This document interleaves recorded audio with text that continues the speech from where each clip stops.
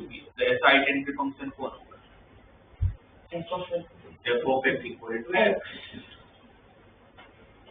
1 डालूंगा तो आंसर 1, 2 रखूंगा तो 2, -5 रखूंगा तो जो इनपुट है वही आपका आउटपुट है। उसको कौन सा फंक्शन बोलते हैं? Identity function, right. y equal to x,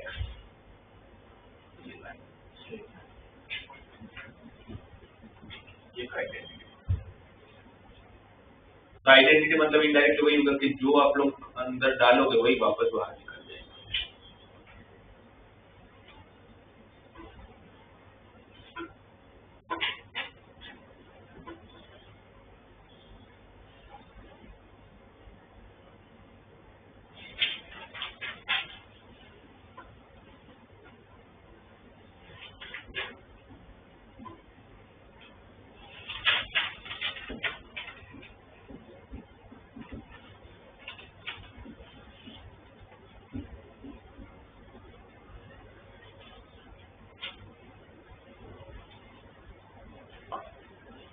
composite function, composition का इंग्लिश में मतलब क्या होता है? एक से ज्यादा चीजों को जब हम साथ में जोड़ के चलते हैं। यहाँ पर कंपोजिट फंक्शन का मतलब क्या होगा कि आप दो या दो से ज्यादा फंक्शंस को एक साथ काम करवा रहे हो। f of x is equal to 2x plus 3 and g of x is equal to x square।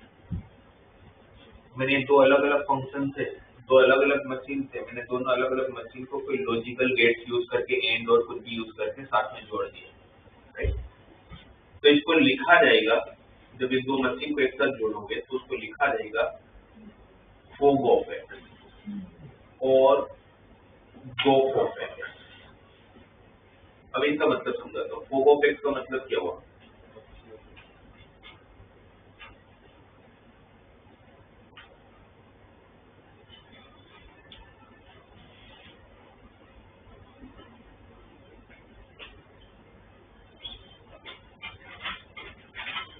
पहले fog of x मैं आपको समझा रहा हूँ कि fog of x ये दो फंक्शन के साथ यूज किया हमने।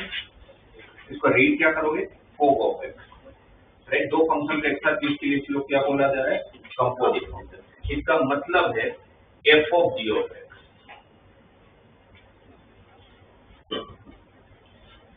तो इसको डायग्राम से समझाता हूँ।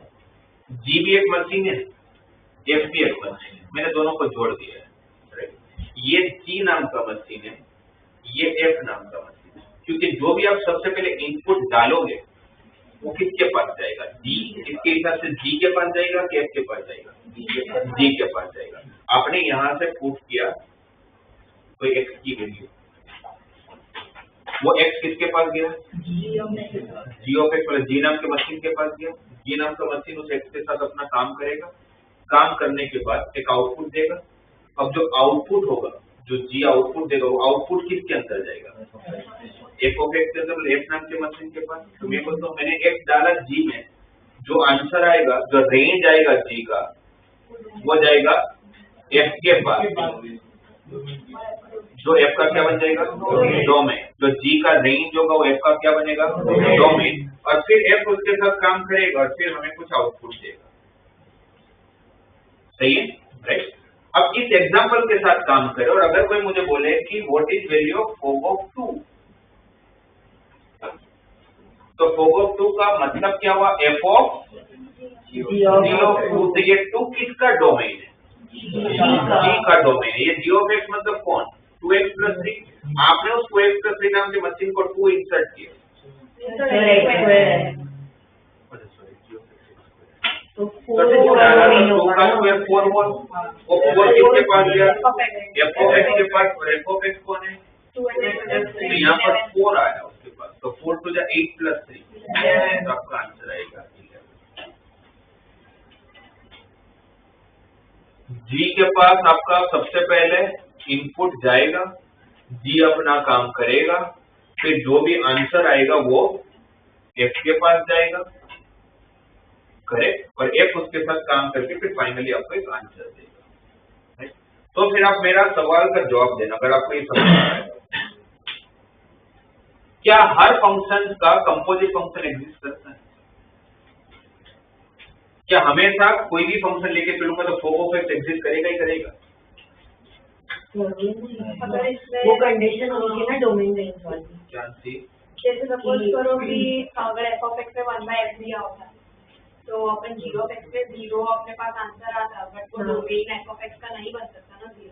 F of x equal to 1/x होता तो आप वैसे भी x की जगह उसका आंसर 0 कैसे आता? क्योंकि नहीं, एफ ऑफ एक्स में 1/2 होता और log ऑफ x लेते अपन। हाँ, मतलब इनडायरेक्टली इसका क्या मतलब हुआ? हाँ, मतलब इसका इनडायरेक्टली मतलब क्या हुआ जो आप लोग बोलना चाह रहे हो कि फोक ऑफ एक्स का एग्जिस्टेंस हो सकता है, पर ये सिर्फ तभी हो सकता है क्योंकि आप सोचो कि g ऑफ एक्स की सपोज यहाँ पर मान लेते हैं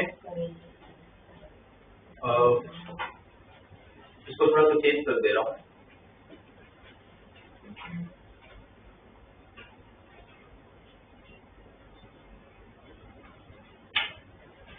g ऑफ एक्स को मैं 3x - 5 कर दे रहा हूँ, ठीक है। g ऑफ एक्स को मैंने 3x - 5 कर लिया और ये फंक्शन दिया हुआ है 2x + 3 अपॉन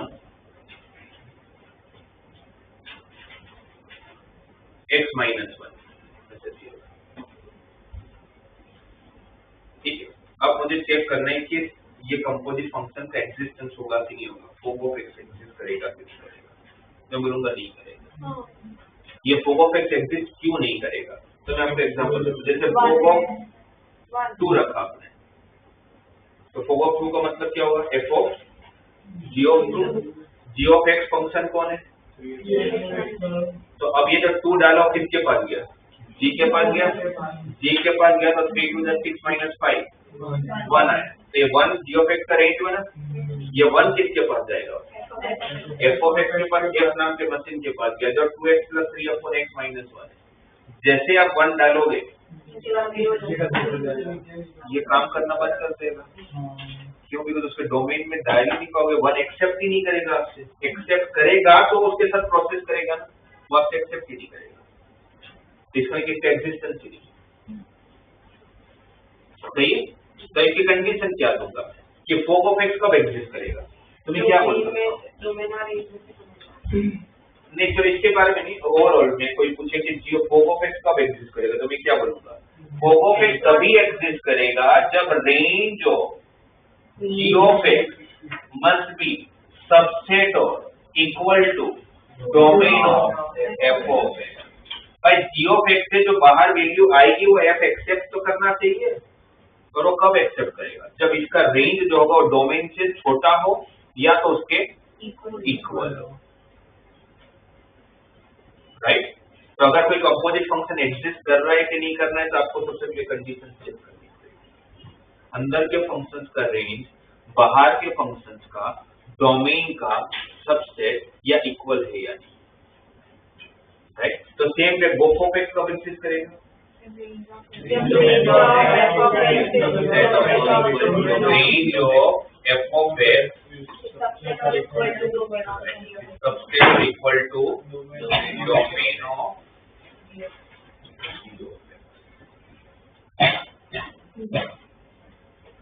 तो वो एग्जिस्ट करेगा, ठीक है।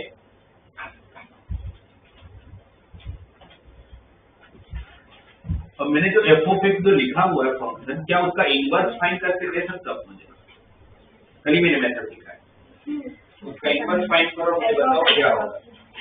तो f of x बाजू में है 2x + 3 अपॉन x - 1 और फंक्शन दिया हुआ है r - 1 to r। मुझे इस फंक्शन का इनवर्स फाइंड करना है, तो सबसे पहले तो क्या चेक करना पड़ेगा? इनवर्स तो बात की बात है, पहले तो इनवर्स एग्जिस्ट कर रहा है कि नहीं कर रहा है, कैसे पता चलेगा? कैसे निकालते हैं? बाइजेक्टिव। सबसे पहले क्या चेक करोगे? 1 2 कैसे करते हैं? कॉन्ट्राडिक्ट लेते थे उसका, क्या लेते थे? x1 और x2 डिफरेंट वैल्यू जिसके लिए f of x equal to f of x। एक ऐसा फंक्शन हो गया। नहीं हुआ भाई, x1 और x2 के लिए सेम आंसर लिया तो कैसा फंक्शन हो गया? और फिर उसको गलत प्रूव कर। और कब पता चलेगा गलत है किस चीज? जब x1 और x2 पहले इक्वल आ जाए x1 इक्वल टू x2 एक कंडीशन मिली और कोई कंडीशन मिली तो हमारा क्वेश्चन गलत हो गया क्योंकि हमने क्या अज्यूम किया था x1 और x2 डिफरेंट वैल्यू मतलब लास्ट में तो x1 इक्वल टू x2 के तो कॉन्ट्राडिक्ट है तो हमारा अज्यूमशन गलत है but x1 equal to x2 भी मिला और साथ में और भी कोई रिलेशन मिले x1 x2 के बीच तो many to 1 हो जाएगा सही है राइट एक बार आपने 1 to 1 पता कर लिया आपने एक बार 1 to 1 पता कर लिया जो मेथड आपने बताया और हमने जो भी बात की वही सेम कि let x1 and x2 belongs to r minus 1 for which f of x1 equal to f of x और इसी को फिर हम लोग प्रोसीड करते जाएंगे f of x1 मतलब कौन हो जाएगा 2x1 plus 3 upon x1 minus 1 and 2x2 plus 3 upon x2 minus 1 correct फिर इसको हम लोग क्रॉस मल्टीप्लाई करेंगे क्रॉस मल्टीप्लाई करने पे क्या आएगा 2x1 x2 minus 2x1 plus 3x2 minus 3 equal to 2x1 x2 plus 3x1 minus 2x2 minus 3 तो 2x1 x2 and 2x1 x2 cancel minus 2x1 को तरफ शिफ्ट करूंगा तो 3x1 plus 2x1 5x1 minus 2x2 इस तरफ shift होगा तो 3x2 plus 2x2 तो 5x2 और 3 minus 3 कर दिया तो finally x1 equal to x2 जो हमारा स्टेटमेंट को कॉन्ट्रैडिक्ट कर रहा है गलत हो रहा है तो फिर फंक्शन कैसा हो गया ठीक है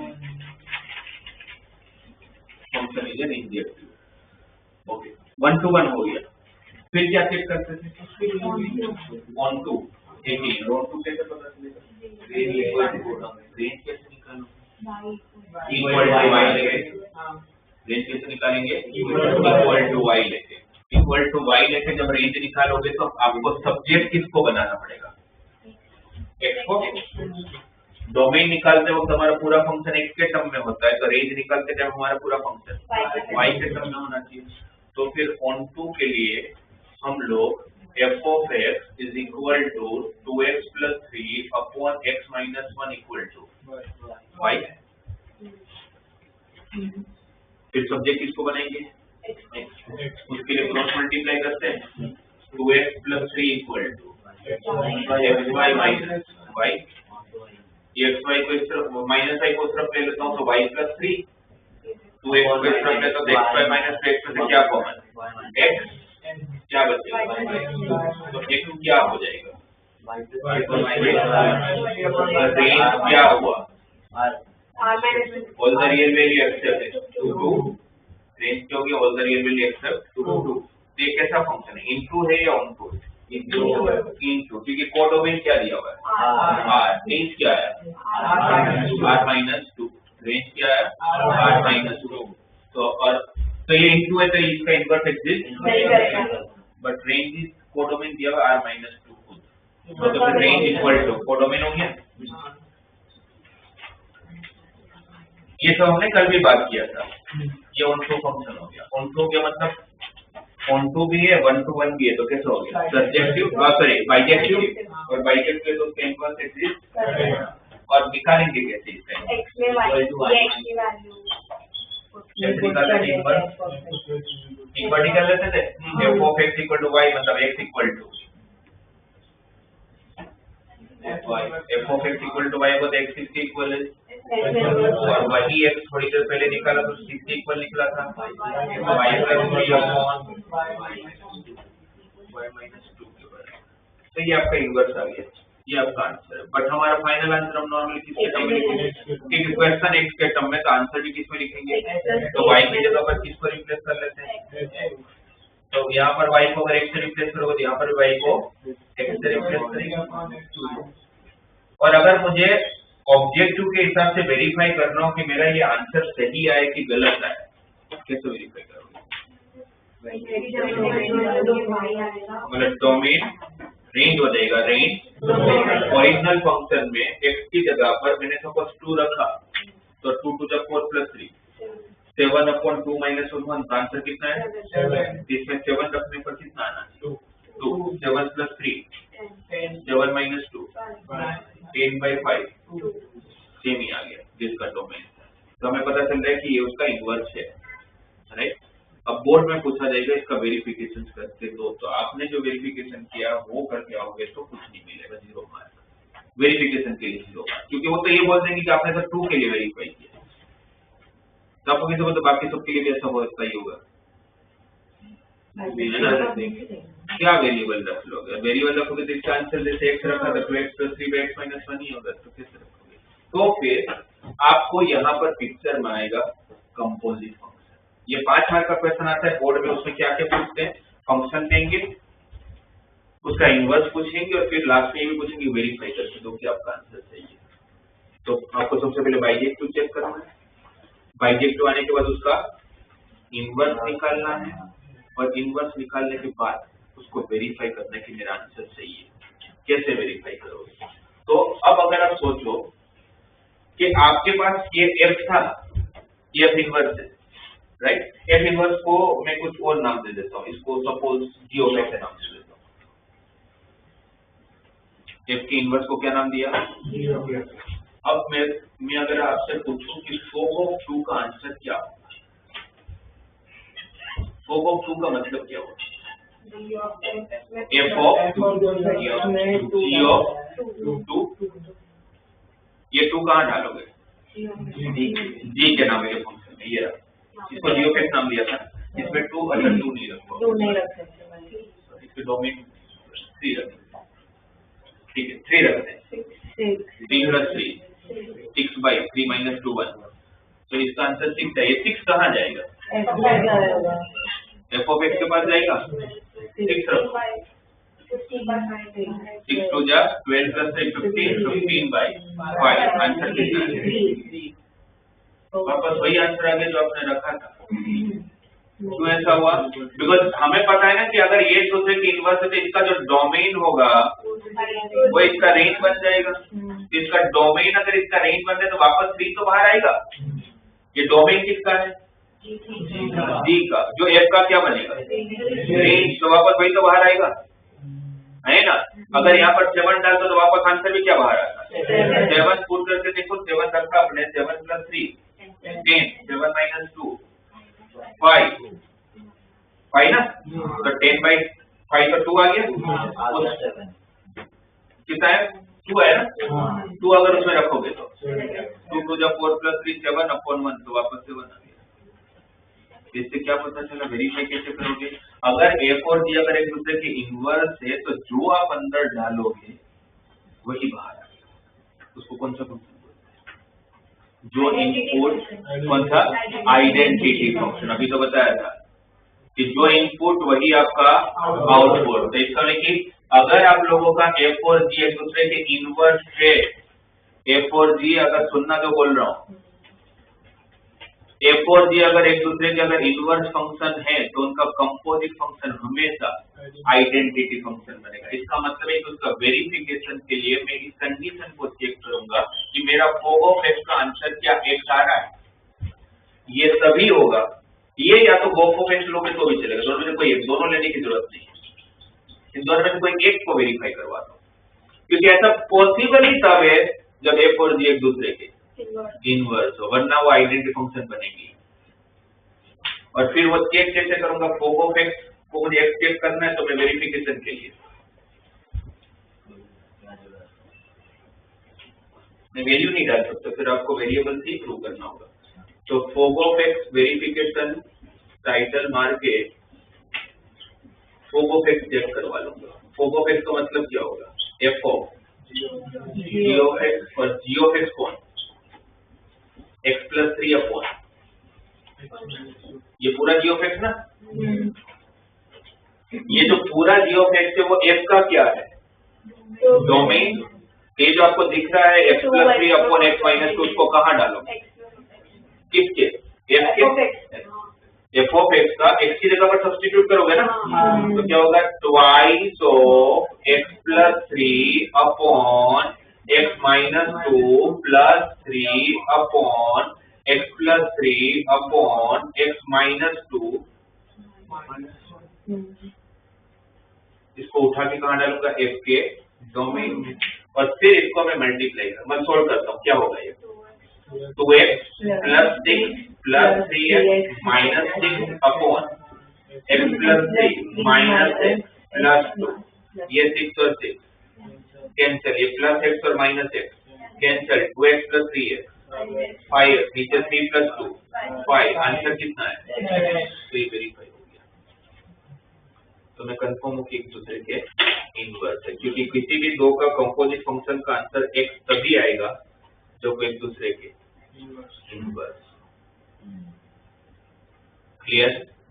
तो इनवर्स को लेके ये 3 स्टेप, सबसे पहला बाइजेक्टिव होगा तो ही उसका इनवर्टिबल होगा। बाइजेक्टिव में वापस 2 स्टेप है, 1 to 1 भी है, on to भी, उसके लिए रेंज निकालना आ जाती है।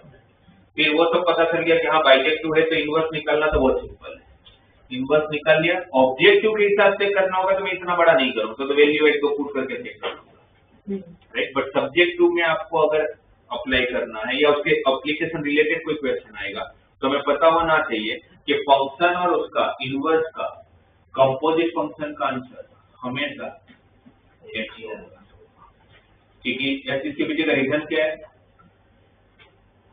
क्योंकि फंक्शन और उसका इनवर्स का डोमेन का रेंज हो जाता है, जो अंदर डालोगे वही तो बाहर आएगा, है ना। तो ये चीजें आपको ध्यान में रखनी जो भी मैंने बताया।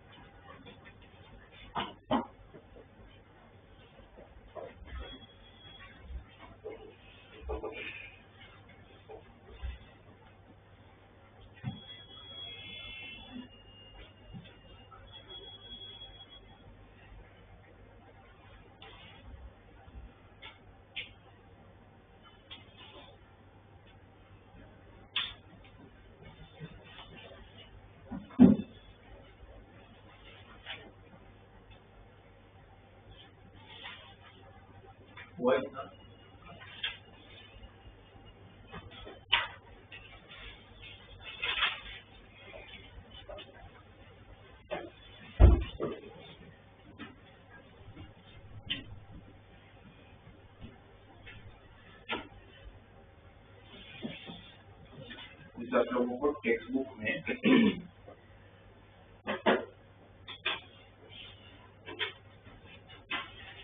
क्वेश्चन दिया हुआ है, f is from n to n, f is from n to n, ये n क्या है,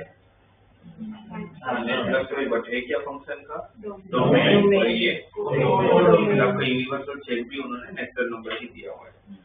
फिर फंक्शन को डिफाइन किया गया कि f ऑफ n के दो पार्ट में रखने, n+1/2 कंसीडर करोगे इफ n इज ऑड, और डायरेक्टली n/2 कंसीडर करोगे if n is even.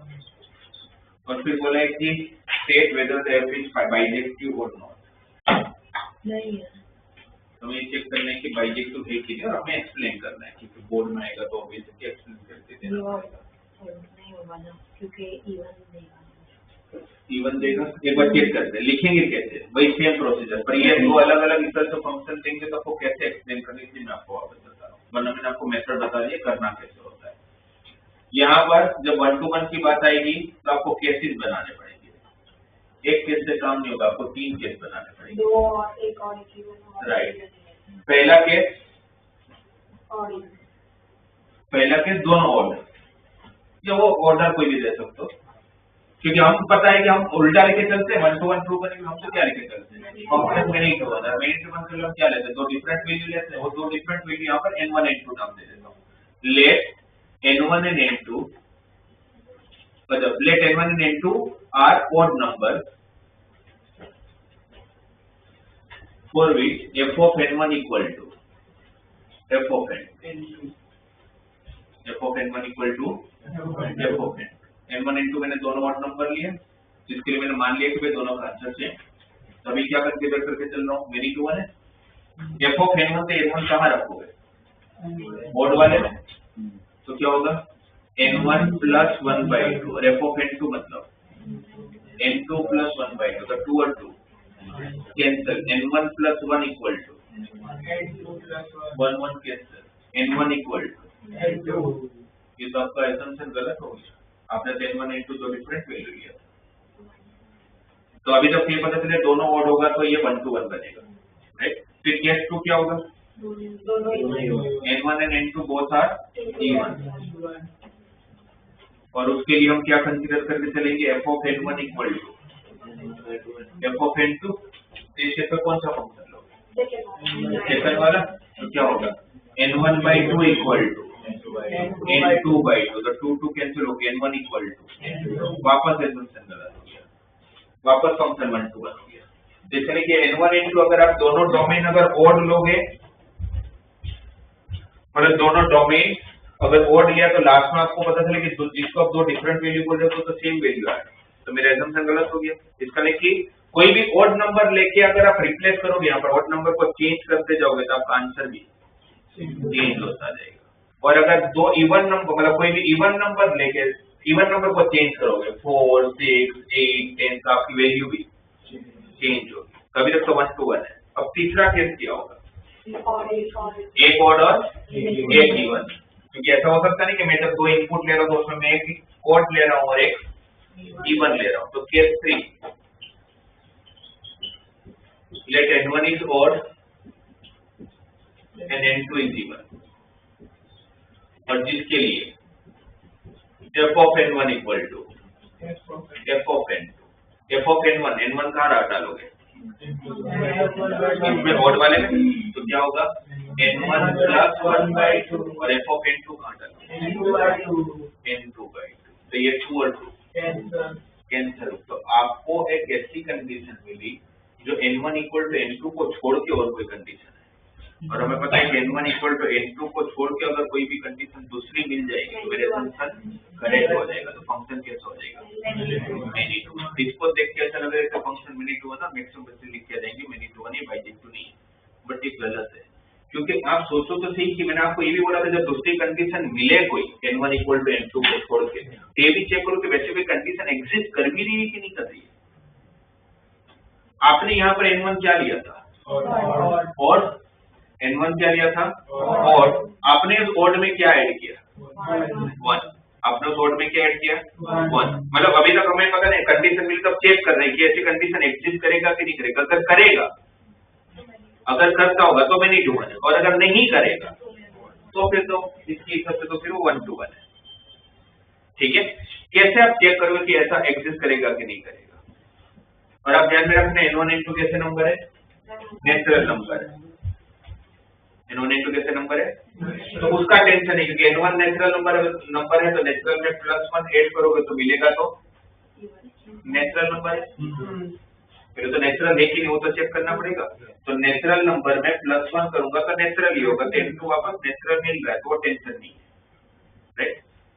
n1 था कैसा, ऑड में आपने क्या ऐड किया 1, अगर ऑड में अगर +1 ऐड किया तो नंबर कैसा हो जाएगा, और n2 कैसा नंबर है, ये कंडीशन की एग्जिस्टेंस है। ये कंडीशन का एग्जिस्टेंस कब नहीं होता, अगर सपोज यहाँ 2 होता,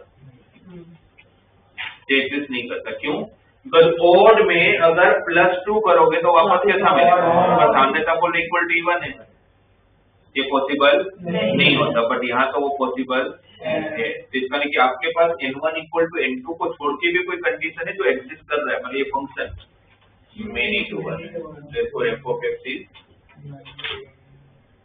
और आपको कोई एग्जांपल देना होगा तो CO4 कोई भी दे दो, है ना। N1 कोई भी एक ओड नंबर लिया तो आप देखो N1 को अगर आपने 3 लोगे 3 लेंगे। तो आपका f(3) का जितना आंसर आएगा उतना ही f(4) का भी आएगा। पुट करके चेक कर लो। 3 + 1 4/2 2 और फिर n को 4 रखो 4/2 2 तो आपने दो अलग अलग वैल्यू का आपका सेम आंसर आया। ये फंक्शन कैसा हो जाएगा? तो फिर उन्होंने तो क्या पूछा था, बाइजेक्टिव है कि नहीं? ठीक है। और अगर सपोज मान लेते हैं एक बार के लिए कि 1 to 1 आया, तो फिर अब हम 2 चेक करते हैं इसका रेंज। और कुछ होगा ही नहीं ना, सिर्फ इवन हम लोग अब एक बार मान लेते हैं 1 to 1 है, तब ये चेक करते हैं कि ऑन टू है या नहीं है। तो ऑन टू के लिए आपको किसकी वैल्यू निकालनी पड़ेगी? रेंज निकालना पड़ेगा। रेंज कैसे निकालोगे? ग्रेड के टर्म्स में y से इक्वेट कर लेंगे, और y से भी क्यों इक्वेट करेंगे? इसमें तो हम डायरेक्टली बोल सकते हैं y तो तब इक्वेट करते जब मेरे पास कुछ हो ही नहीं स्टार्ट करने के लिए। इसमें तो मुझे पता है एग्जैक्टली n कोई भी इवन नंबर है, इवन को जब आप डिवाइड बाय 2 करोगे तो आंसर कैसा आएगा?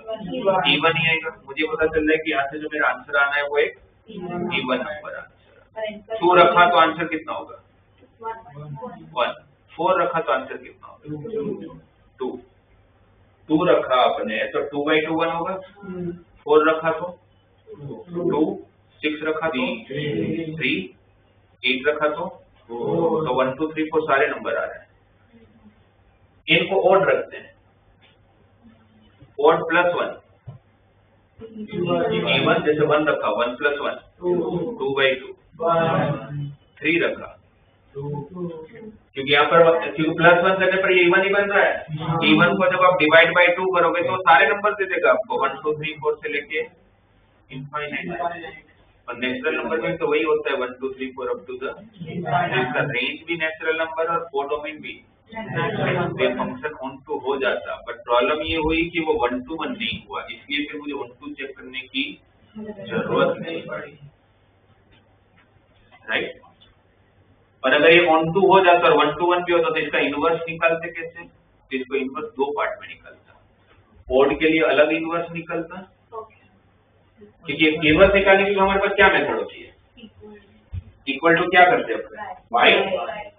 जैसे करेंगे ना फिर तो f of n is equal to n plus 1/2 equal to y, फिर f of n equal to y and n plus 1/2 equal to y।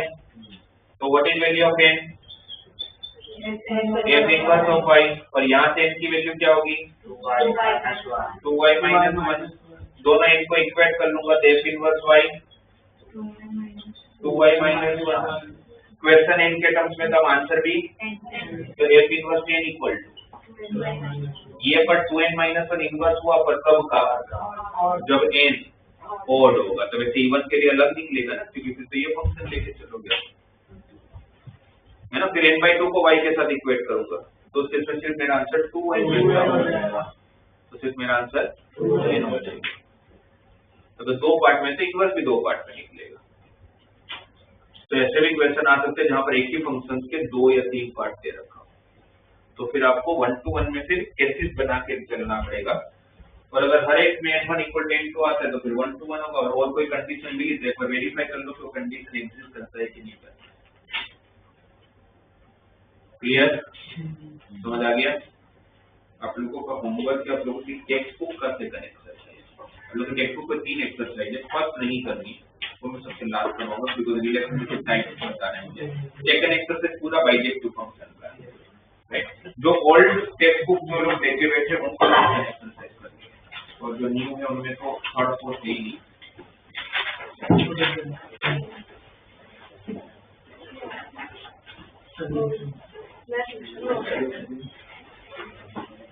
Thank you.